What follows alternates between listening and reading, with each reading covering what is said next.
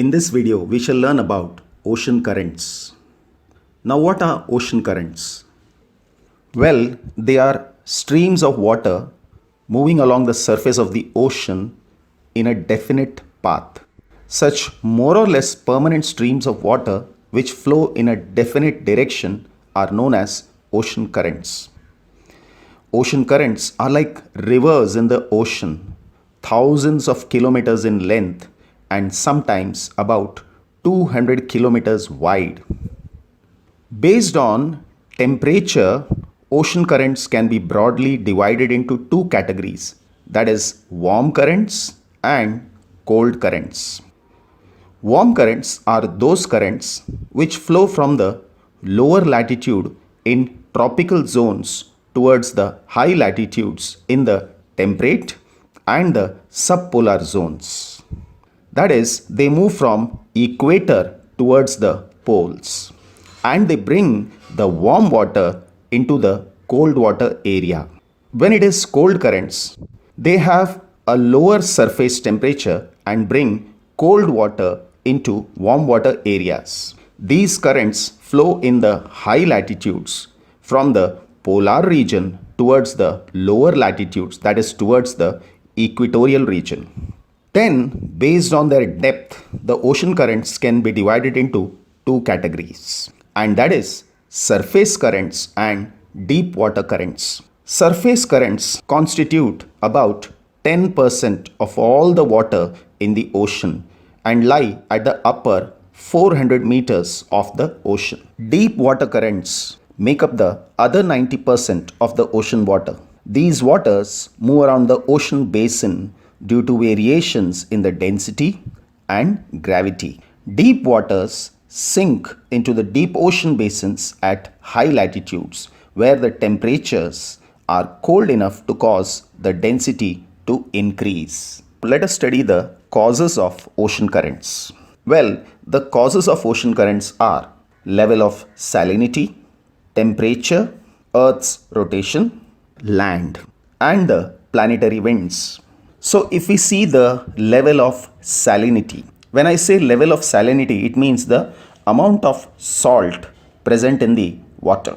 Salinity of the sea is generally affected by the inflow of fresh water from the rivers, melting ice, and rainfall, and by evaporation.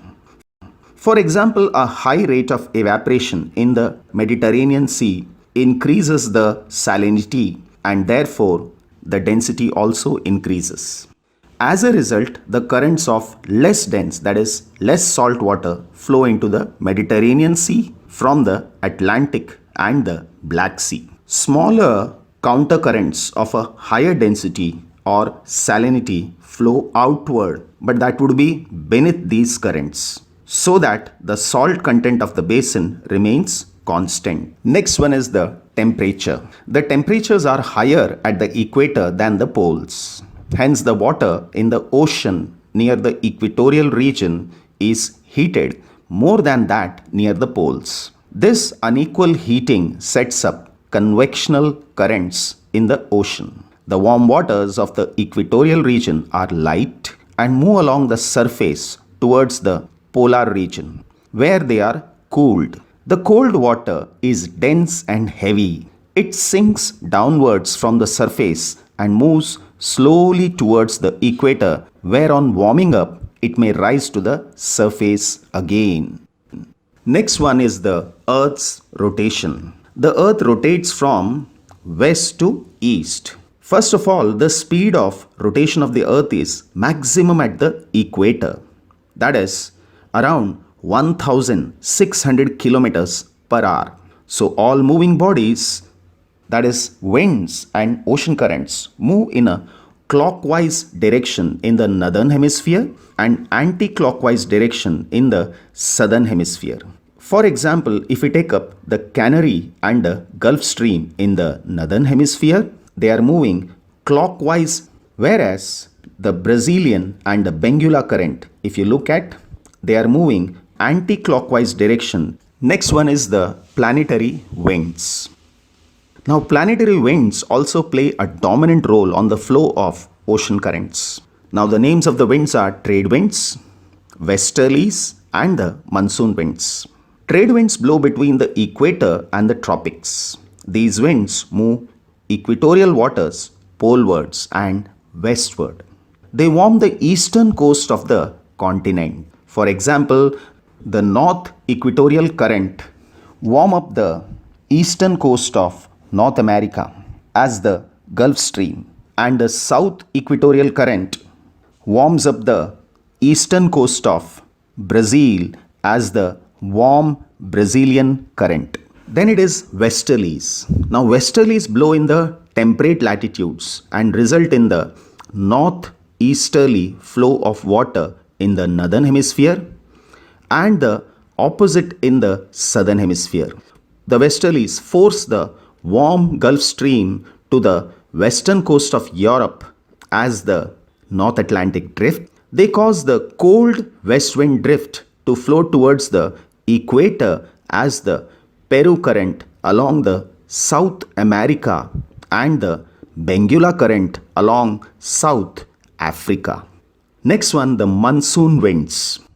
The strongest influence of the prevailing winds on the flow of current is seen in the North Indian Ocean. Due to the monsoon winds, the direction of the currents change from southwest in summer to the northeast in winter. Because over India, these are the two main winds, that is southwest monsoon winds and northeast monsoon winds. Next one is the land.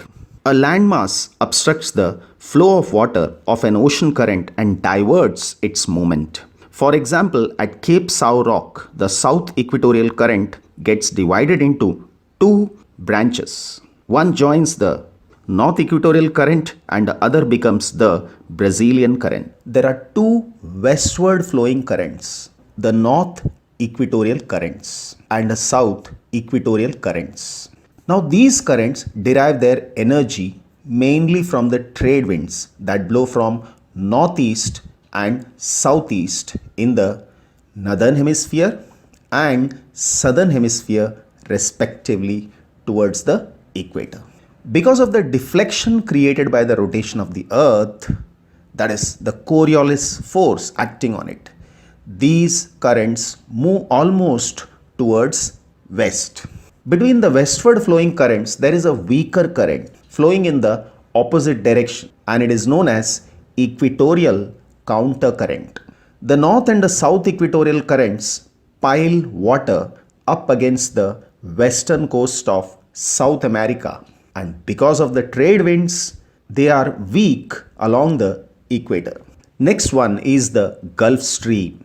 The Gulf Stream, together with its northern extension towards Europe, the North Atlantic drift, is a powerful, warm and swift Atlantic Ocean current. It originates in the Gulf of Mexico, exits through the Strait of Florida. When I say the word strait, it refers to a narrow strip of water which joins two water bodies and follows the eastern coastline of the United States and Newfoundland before crossing the Atlantic Ocean. At about 30° west and 40° north, it splits in two, with the northern stream crossing to northern Europe and the southern stream recirculating off the West Africa. The Gulf Stream influences the climate of the east coast of North America, right from Florida to Newfoundland. In fact, the climate of Western Europe and Northern Europe is warmer than it would otherwise be. This is due to the North Atlantic drift, one of the branches from the tail of the Gulf Stream. So this is again a warm Atlantic Ocean current which runs from the Grand Bank near Newfoundland to Western Europe. In fact, the warm Gulf Stream current is deflected towards the east under the influence of the westerlies and the rotation of the earth and reaches Europe as the North Atlantic drift.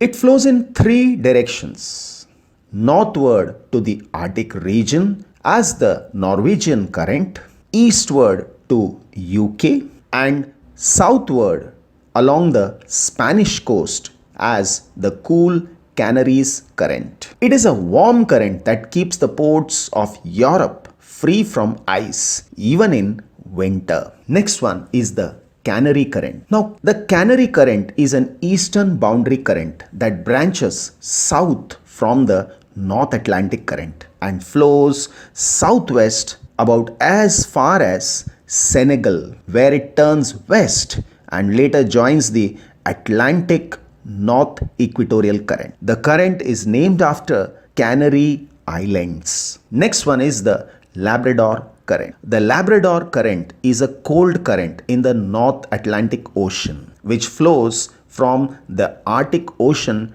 towards south. It is a continuation of the West Greenland Current and the Baffin Island Current. It flows along the coast of Labrador and passes around Newfoundland, continuing south along the east coast of Nova Scotia. It meets the warm Gulf Stream at the Grand Banks, southeast of Newfoundland, and again north of Outer Banks of North Carolina.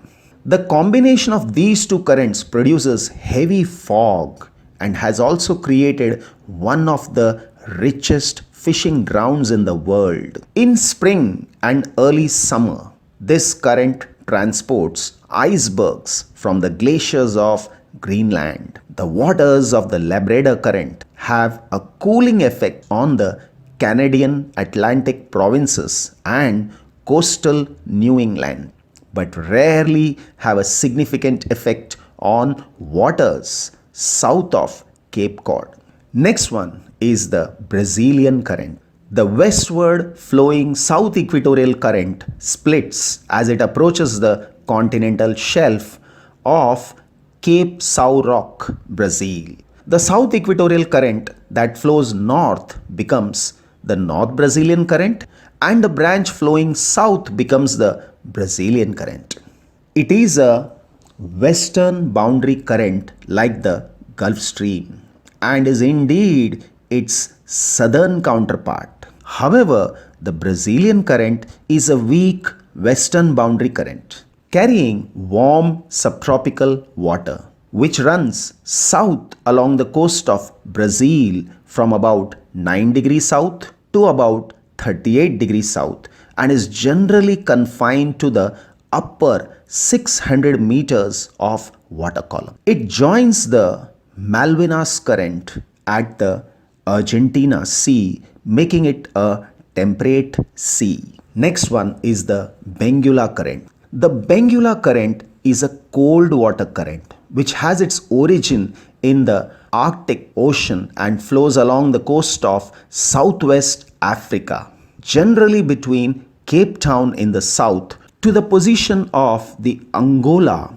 Benguela Front in the north at around 16 degrees south. The current is driven by the prevailing southeasterly trade winds, forming the Benguela upwelling system. The cold, nutrient-rich waters that upwell from around 200 to 300 meters depth in turn fuel high rates of phytoplankton growth and sustains the productive Benguela ecosystem. Next one is the Kuroshio Current. Kuroshio Current is a strong western boundary current in the western North Pacific Ocean. It begins off the coast of Taiwan and flows northeastward past Japan, where it merges with the easterly drift of the North Pacific Current.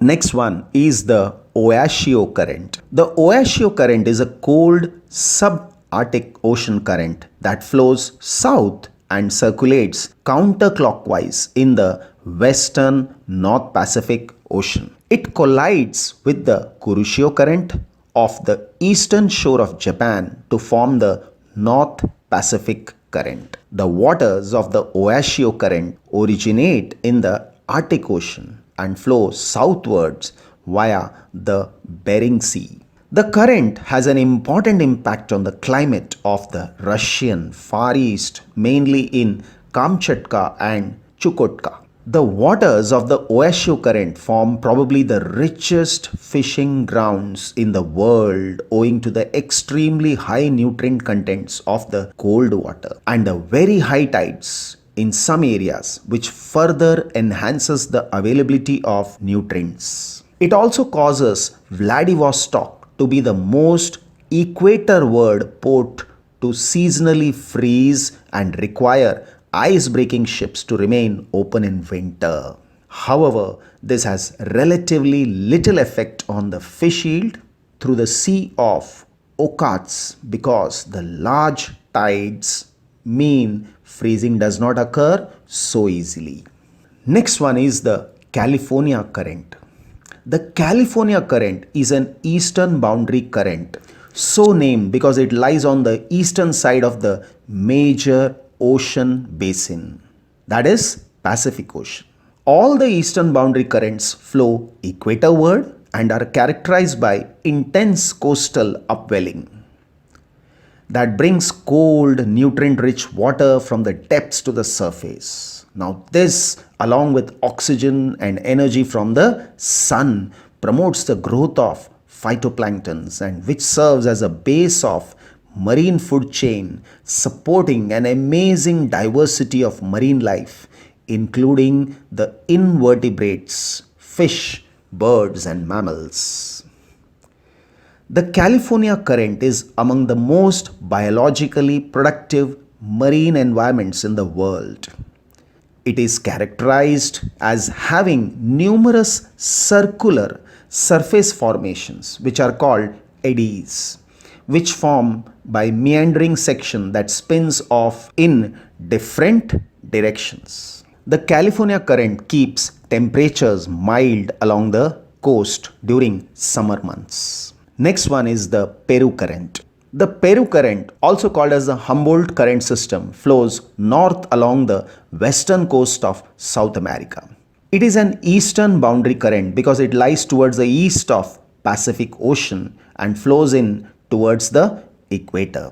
The current extends from the southern Chile to northern Peru, where cold, upwelled waters intersect warm tropical waters to form the equatorial front. The sea surface temperatures off the coast of Peru around the 5th parallel south reach temperatures as low as 16 degrees Celsius. This is not the nature of tropical waters, as most other regions have temperatures above 25 degrees Celsius. The upwelling brings nutrients to the surface, which supports phytoplanktons and ultimately increases biological productivity. This current has a cooling influence on the climate of Chile, Peru, and Ecuador. It is also largely responsible for the aridity of the Atacama Desert in northern Chile and coastal areas of Peru, and also of the aridity of southern Ecuador. The air of the coastal region is cooled by the current and thus is not useful in generating precipitation. That is, it hardly brings any rain.